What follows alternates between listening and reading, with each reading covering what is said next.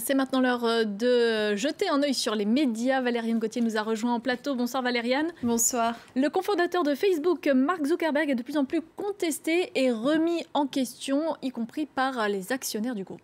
Exactement, Mark Zuckerberg est jugé trop puissant, trop isolé, trop autoritaire et il est critiqué pour sa gouvernance de Facebook. Le cofondateur du premier réseau social du monde a été pris pour cible par des manifestants qui demandent son départ. Un message « Fire Mark Zuckerberg », viré Mark Zuckerberg, a été projeté sur la façade d'un grand hôtel de Menlo Park, à quelques encablures du siège de Facebook. Hôtel choisi cette année pour accueillir l'Assemblée générale des actionnaires du géant du numérique. Une AG qui a aussi été survolée par cet avion, avec écrit sur une bannière « Casser Facebook, sauver la Silicon Valley » ou encore dans la rue des manifestants qui ont sorti cet emoji gonflable, furieux devant le siège de la firme. En fait, tous ces protestataires ont tenté d'influencer les actionnaires de Facebook qui se réunissaient donc en assemblée générale hier. Certains actionnaires, justement, ont proposé 4 résolutions pour réformer le géant du web et en particulier pour réduire la mainmise du cofondateur du réseau social ou instaurer des contre-pouvoirs dans sa gouvernance. Sachez que toutes ont été rejetées. Il faut dire que Mark Zuckerberg détient 58% des droits de vote. Le quotidien Le Monde nous explique d'ailleurs que la société fonctionne comme une dictature.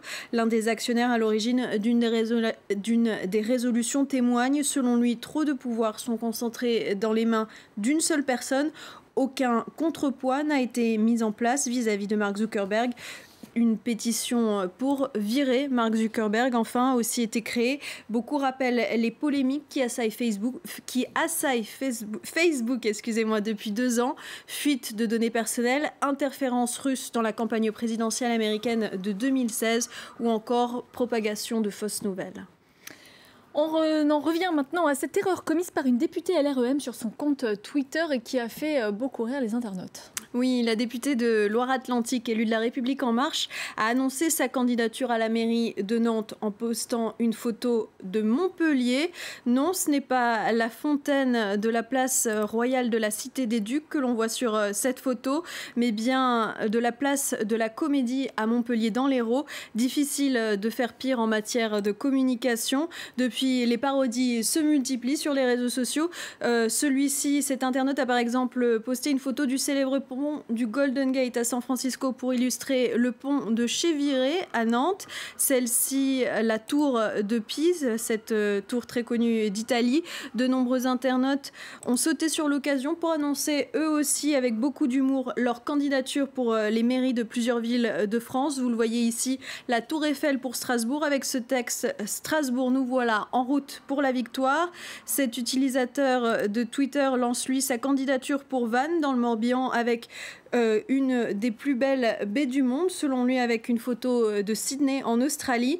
Un hashtag Joula comme errante a même fait son apparition. Cet internaute poste lui carrément une photo du château de Disneyland pour sa candidature à Montaigu. Cette boulette de la députée LREM a aussi été moquée par d'autres élus. Julien Audoul, par exemple, du Rassemblement national, se présente pour la mairie de Dijon avec cette photo de la cathédrale Saint-Basile le Bienheureux à Moscou. Au final, Sophie Errante a supprimé son tweet malheureux, puis publié ce message dans lequel elle estime qu'il s'agit d'une erreur humaine. Elle confirme qu'elle est bien candidate à la mairie de Nantes, sa ville d'origine. Qu'elle a l'air de bien connaître.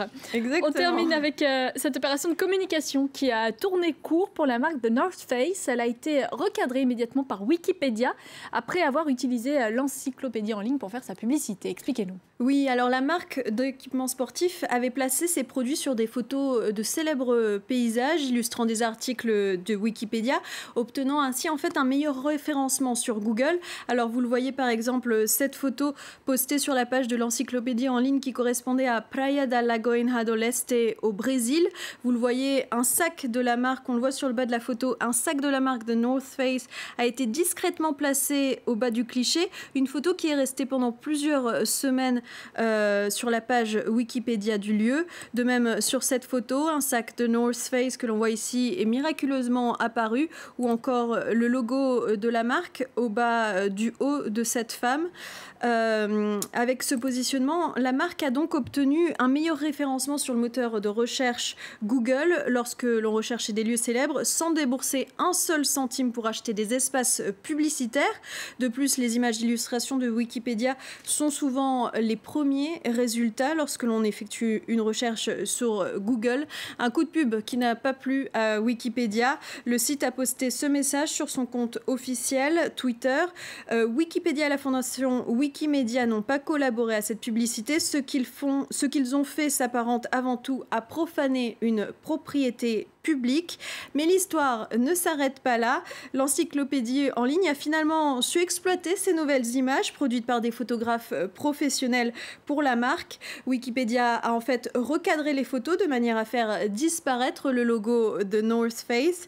Et il faut savoir que n'importe quelle personne ou entité qui publie ces images sur la plateforme Wikipédia cède en fait tous les droits commerciaux sur ces clichés. Voilà pour cet œil sur les médias. Merci beaucoup Valériane.